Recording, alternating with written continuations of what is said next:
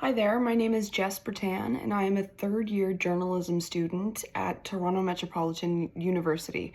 This is my quarterly summary for ZON 100.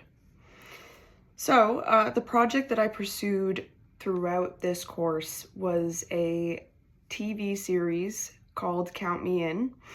The whole idea behind it is kind of a revival of Much Music and a Toronto-based MTV, filmed in the format of a mockumentary where I play the role of a cynical, jaded music journalist in the city, interviewing artists that are performing at Rivoli, which is one of the iconic venues in Toronto. At the beginning of the semester, this was geared towards being a TV series, and that is still kind of the goal of the project. But how was the journey like?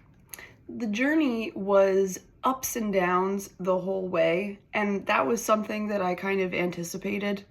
I expected that it wasn't going to be a straightforward path because producing a TV series is a lot of work.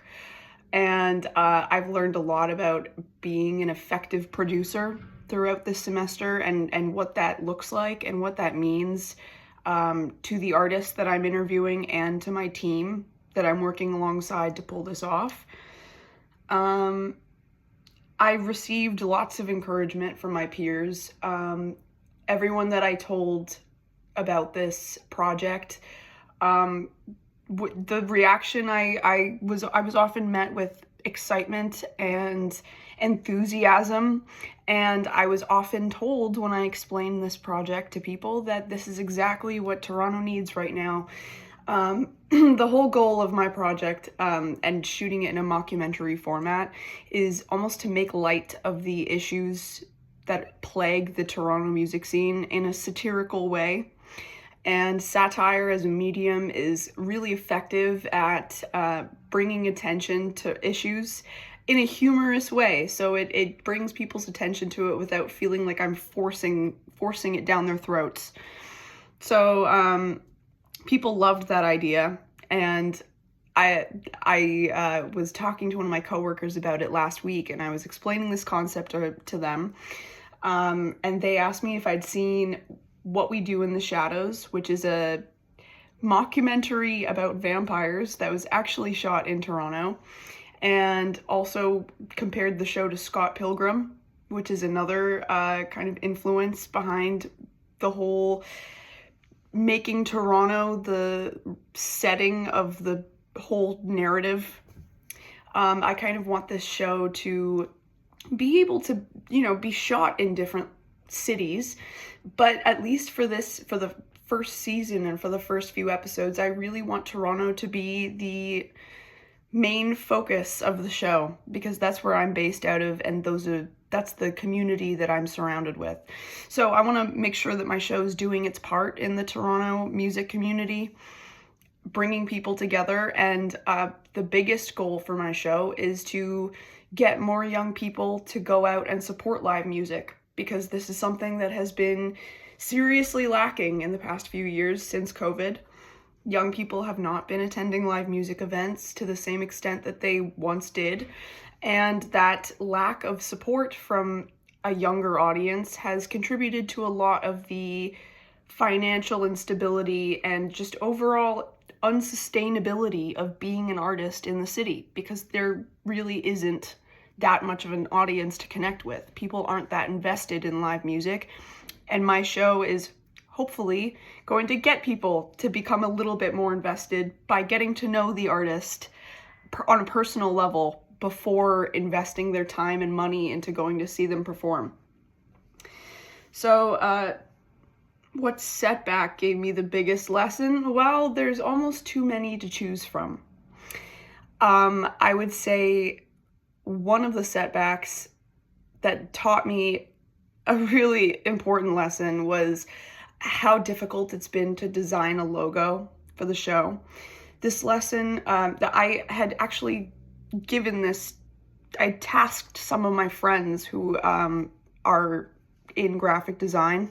I gave them the job of designing the logo, and even though they're my friends and I love them, it was hard to hold them accountable to deadlines and to kind of impress upon them how important it is that we have this logo designed as soon as possible. The lesson there is sometimes employing friends is not always the best route, even though it seems like the easiest one and it seems like it's convenient and I'm providing them with an opportunity.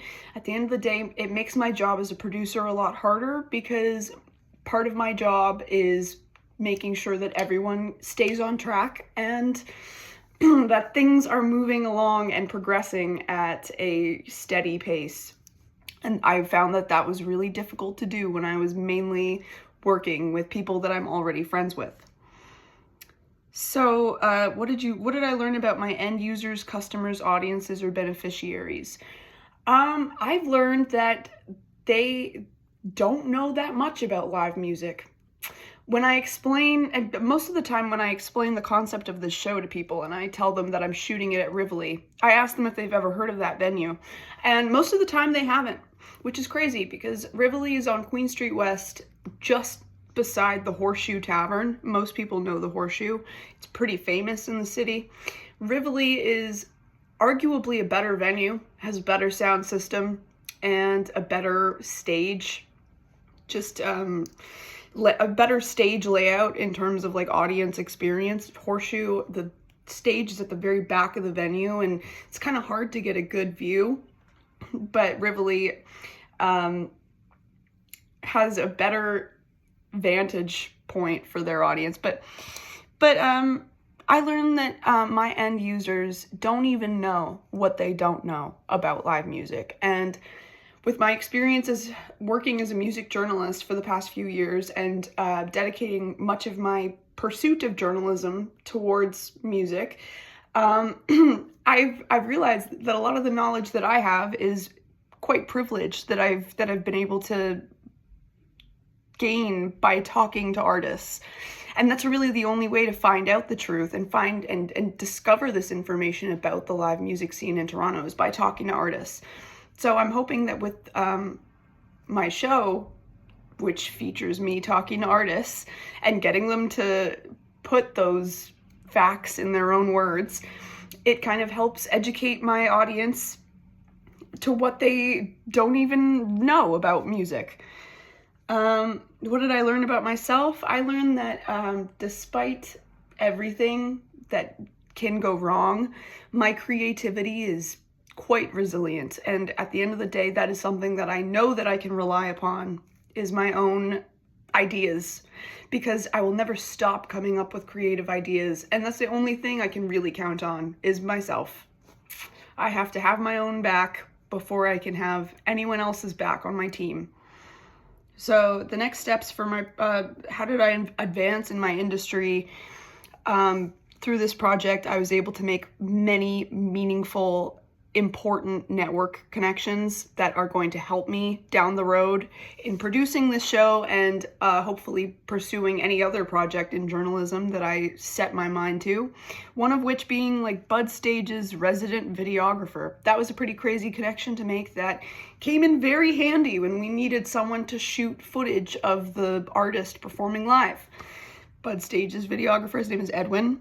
Edwin, that's all he does all the time, every day. So that was great. Being able to network and finding networking connections everywhere has been something that's really helped me in my industry. The next steps for my project are to organize the interviews with the artists and work on making those interviews happen, because arguably that is one of the most difficult things to shoot footage-wise and probably the most time-consuming part, just because I have to make sure that everyone is there and we get all mic'd up and, you know, there's breaks. Shooting the interview is going to take a long time, but that is the next step once we have a logo. Piece of advice that I would have given myself at the start, knowing what I do now, is keep looking for inspiration even when it feels like all hope is lost. My takeaways from the course: stay committed to your own dreams and don't wait for inspiration to strike, because it's everywhere, and you create the inspiration stems from me and my own headspace. And by limiting my idea of what the finished product will look like, I also limit the creative inspiration to build it into something else, into something better. So yeah, that's my summary.